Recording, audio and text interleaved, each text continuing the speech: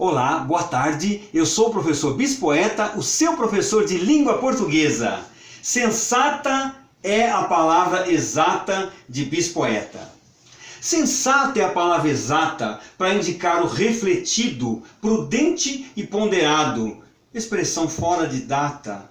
Nestes tempos tão estranhos, decisões irrefletidas libertam dores incontidas e temos mais perdas que ganhos. O individualismo ganha ares de cidade e sofre a liberdade do bem maior coletivo. Não se sabe o depois, após essa grave crise, em que o mundo vive com medo, opresso, sem voz. A ciência avança na busca da solução e certamente trarão alívio e esperança. E você que acompanhou até aqui essa recitação, eu convido você a investir mais 10 a 12 minutos do seu valioso tempo para acompanhar as informações que serão retratadas nessa nossa teleaula de hoje, referente ao verbo, em sua 14ª parte. Vamos, Elide? Vamos! As formas nominais do verbo, com exceção do infinitivo, não definem as pessoas do discurso e por isso são ainda conhecidas por formas infinitas. Possuem, quando possíveis, desinências nominais idênticas às que caracterizam a flexão dos nomes, gênero e número. O infinitivo português, ao lado da forma infinita, isto é, sem manifestação explícita das pessoas do discurso, possui outra flexionada. Vamos ver como é o infinitivo sem flexão do verbo, do nosso verbo, que serve como paradigma, cantar. Cantar vai ser cantar mesmo. Quando esse verbo se apresentar dessa forma, nós chamamos assim, o verbo no estado de dicionário. O verbo no estado de dicionário é o verbo cantar, que é a mesma coisa que o infinitivo sem flexão. Tudo bem? Vamos ver o infinito flexionado. Vamos ver o infinito flexionado. Cantar, eu, cantares, tu, cantar, ele, cantarmos, nós, cantardes, vós, cantarem, eles. Muito bem. As formas nominais do verbo se derivam do tema radical mais vogal temática acrescido das desinências. Nós vamos, não se assustem com esse gramatiquês. Nós vamos esmiuçar todas essas gramatiquices aqui. Com desinência R. Para o infinitivo, canta, ar, vende, R e o partir. Então fica cantar, vender e partir. Notem que esses três verbos aqui, cantar, vender e partir, serão usados sempre como verbos, como paradigmas, porque são três verbos regulares. Servem como paradigma para todos os outros verbos regulares. Tudo bem? B. Do, essa terminação do, ou to, ou ainda so. Para o particípio cantado, vendido, partido, aceito, revolto. C. Esse finalzinho aqui, NDO, para o gerúndio. Cantando, vendendo, partindo. Perceberam como é importante conhecer as desinências, conhecer o tema? Tudo isso vocês devem acompanhar se inscrevendo no canal, dando o seu ok, o seu positivo, colocando as suas observações, as suas perguntas. Eu terei o maior prazer de responder as perguntas. Eu adoro responder perguntas quando elas são feitas. Compartilhando, né, professor? Compartilhando também. Tudo bem? Bem, vamos à pausa para a lubrificação das pregas vocais.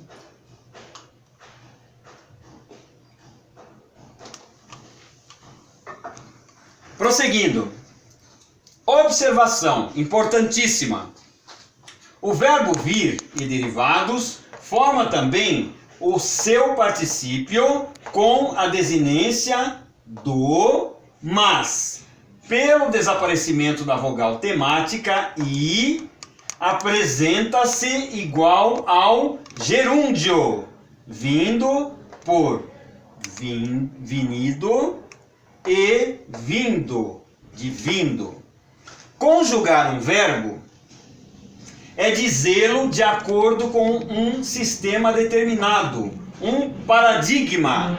Vocês vão ouvir bastante essa palavra paradigma em todas as suas formas, nas diversas pessoas, números, tempos, modos e vozes. Não se assustem, vamos tratar particularizadamente de cada um dessas instâncias aqui. Pessoas, números, tempos, modos e vozes.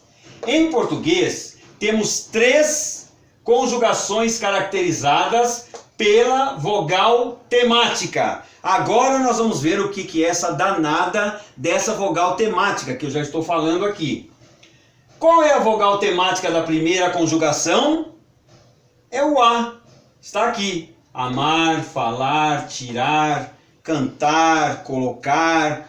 Todos os verbos que têm como vogal temática o A pertencem à primeira conjugação. Isso mesmo.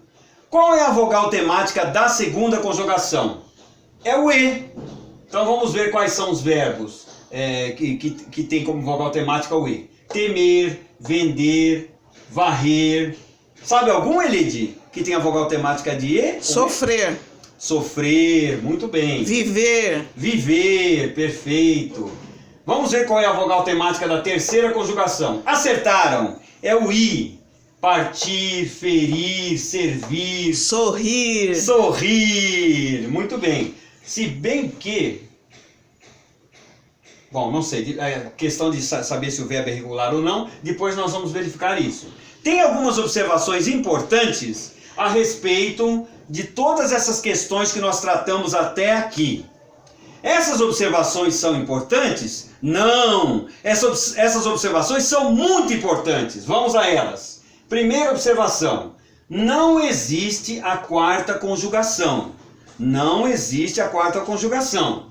Portanto, o verbo por é um verbo da segunda conjugação, cuja vogal temática desapareceu no infinitivo, mas permanece em outras formas do verbo. Veja-se a correspondência. Vendes e aqui pões. Inclusive, nós percebemos essa existência desse... O verbo no passado era chamado de verbo poer. Poer, não era por, era poer. Por isso que esse verbo é considerado de segunda conjugação. Tanto que nós falamos que a galinha é uma galinha poedeira. Por isso que tem esse E. Agora vocês descobriram porque tem esse E da galinha poedeira. Porque o verbo, no passado, o verbo arcaico, é o verbo poer, que se transformou em verbo por. Mas ele continua fazendo parte da segunda conjugação. Retomando aqui. Segunda observação. Na história da língua, verbos há que mudaram de conjugação, mas deixaram vestígios em outras formas não verbais. É o caso do verbo cair, que na sua forma arcaica era caer. Estou falando com a boca bem aberta para diferenciar. Cair, na sua forma arcaica, era caer. Com vestígio no adjetivo cadente. Pronto, descobrimos porque a estrela é cadente e não cadinte. Perceberam? Porque aqui temos um vestígio do verbo arcaico cair, como ouvinte. Com vestígio no adjetivo cadente e não cadinte, como ouvinte. Como ouvinte. Ouvinte também esse caso aqui permanece o ouvinte e não ouvente. Tudo bem? Porque vem do verbo ouvir. Alencar usa rangir por ranger. E hoje Viger, conforme vigente, tem o concorrente vigir, que, apesar de muito usado, não é aceito na norma exemplar. A lei deve vigir por viger. Então, aqui é interessante, sempre que for possível, se nós tivermos um outro verbo para substituir, é melhor, para não incorrermos nessa tentação de utilizar um verbo na sua forma, digamos, imperfeita, na forma não exemplar. Tudo bem? Bem, chegamos até aqui no verbo, sua 14ª parte. Espero que vocês estejam acompanhando essas informações. Como eu já disse, vou repetir, vou frisar a importância do verbo na nossa vida. No princípio era o verbo. Se vocês conhecem o texto bíblico, no princípio era o verbo. E o verbo continua fazendo parte da nossa vida.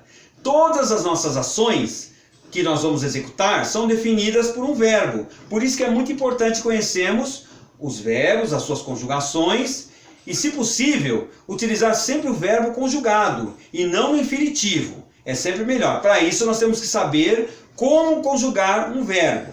Se vocês acompanharem todas as aulas referentes a verbo, tenho certeza que vocês poderão conjugar todos os verbos, regulares e irregulares, em todas as formas, em todos os seus modos. Bem, se quiserem me acompanhar nas outras redes sociais, é muito fácil. É só colocar lá no Google, dar uma gugada. É só dar uma gugada. Bispoeta, tudo junto, Bispoeta, e com facilidade vocês conhecerão todas as redes sociais das quais eu participo. Sejam muito felizes, tenham uma boa tarde e fiquem com Deus.